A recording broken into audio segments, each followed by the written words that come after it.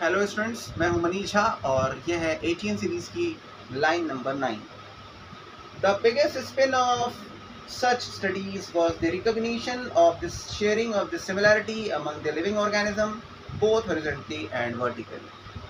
In line से आपकी text book का ये मतलब हो सकता है कि जो स्टडी हमने शुरुआत की थी मॉर्फोलॉजी से, ग्रॉस मॉर्फोलॉजिकल स्ट्रक्चर से, मोटे तौर पे जो पाए जाने वाले जो फीचर्स हैं, जो बाहर से बिना किसी डिवाइस के देखे जाने वाले फीचर्स हैं, वहाँ से शुरू करके हमने जो सेल लेवल पर, बायोमोलिक्यूल लेवल पे जो स्टडीज़ करनी शुरू की है, इन सारे टाइप के स्टडीज़ का एक निश्चित सिमिलर फीचर रहा है।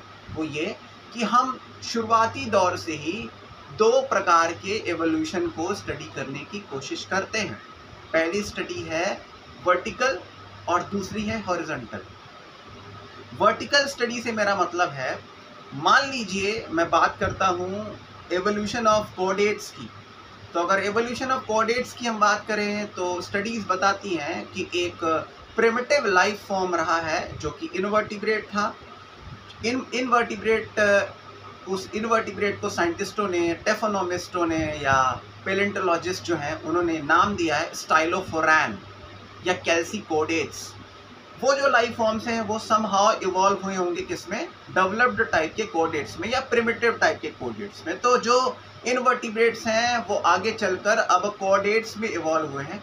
ये जो इवोल्यूशन आप देख रहे हैं जिसमें एक लाइफ फॉर्म कम सिंपलर लाइफ फॉर्म किस में बदल रहे हैं, कॉम्प्लेक्स लाइफ फॉर्म में बदल रहे हैं। जो कॉम्प्लेक्सिटी है वो बढ़ रही है। इस तरीके का जो एवोल्यूशन है इसे आप बोलते हो वर्टिकल एवोल्यूशन या वर्टिकल स्टडीज़।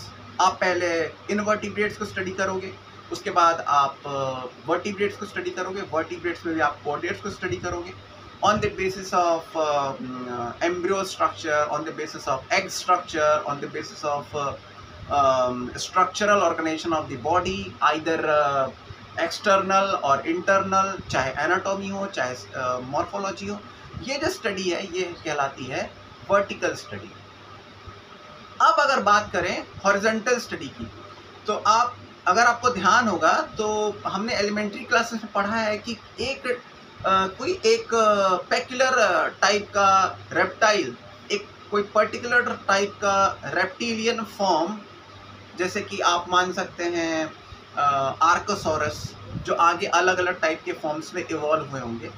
तो अगर मैं कोई पर्टिकुलर रेप्टाइल की बात करूं तो वो जो रेप्टाइल है वो आगे इवॉल्व हुआ होगा एक पेक्युलर फॉर्म में जिसको आप बोलते हो मैमल्स, एक दूसरा पेक्युलर फॉर्म है जिसको आप बोलते हो बर्ड्स।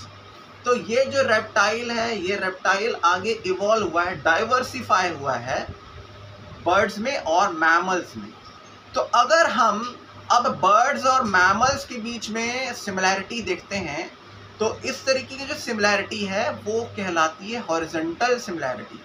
और अगर इस तरीके की स्टडी हम करते हैं जहाँ पे हम स्टडी कर रहे होते हैं सिमिलैरिटी बिटवीन बर्ड्स और मैमल्स, कि बर्ड्स में भी 4 चैम्बर्ड हार्ट है, they are also warm blooded animals.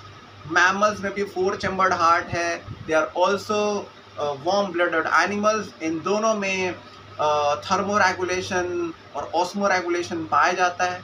ये इस तरीके की जो स्टडी है उसे आप कहते हो हॉरिजॉन्टल स्टडी। ठीक, तो ये दो टाइप की जो स्टडी है, वर्टिकल स्टडी और हॉरिजॉन्टल स्टडी, ये ही एक की स्ट्रक्चर रहा है, की सिमिलैरिटी रहा है हमारे शुरुआती दौर के स्टडी से लेकर अब तक की एडवांस स्टडी के बीच में।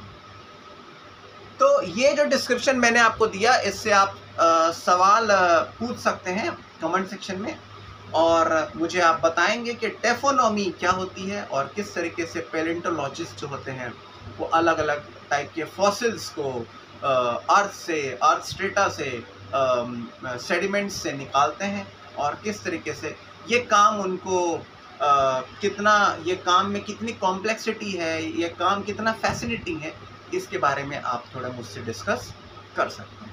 आपसे मैं मिलता हूँ अगली वीडियो ऑफ 18 सीरीज। तब तक के लिए सोचते रहिए, कीप थिंकिंग और एंजॉय करिए बायोलॉजी। Bye bye.